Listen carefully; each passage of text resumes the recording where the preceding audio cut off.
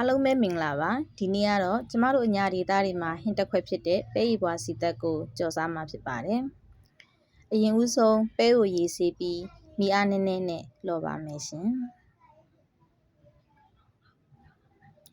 ပဲလော်တဲ့အခါဇွန်းကိုလက်ကမချပဲအဆက်မပြတ်လော်ပေးနေရပါမယ်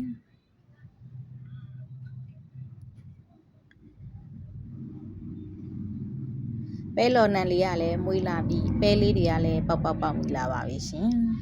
ပဲလော်လေးတွေခုလိုအနေထားရောက်လာရင်ရေထည့်ပြီးပြုတ်ပေးပါမယ်ရှင်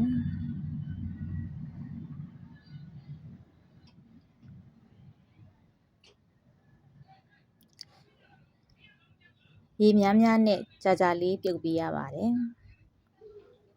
ပဲထားလေးတွေပြုတ်ထားတာနူဤလာရင်စကားလေးနဲ့ရေစစ်ထားပါမယ်ရှင်စီတက်ဖို့ပြင်ဆင်ပါမယ်ဒီမှာကြက်သွန်ဖြူလေးတွေကပိုမွေးလို့ကြက်သွန်ဖြူ2ဦးကိုထောင်းထားပါတယ်စီပူလာရင်ဆနွင်းမုံလေးထည့်ပါမယ်ပြီးရင်ပဲထည့်ပြီးကြော်ပါမယ်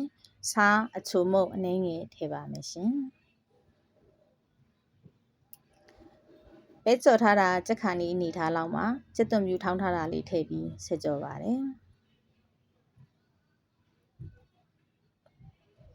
ကြက်သွန်ဖြူနံလေးတွေကလည်းအရမ်းကိုမွေးနေပါတယ်ရှင်